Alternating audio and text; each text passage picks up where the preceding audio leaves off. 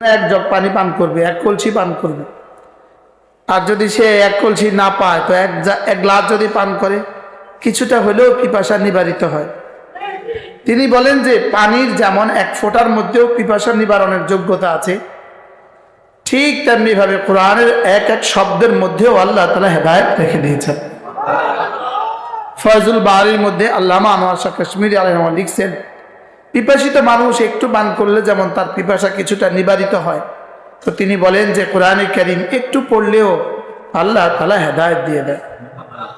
এজন্য ফাকরাউ মা তায়াসসারা মিনাল কোরআন, আল্লাহ তাআলা বলেন নামাজের মধ্যে তোমার কোরআনে কারীম যতটা সহজ লাগে, যেটা সহজ লাগে এটাই পড়ো।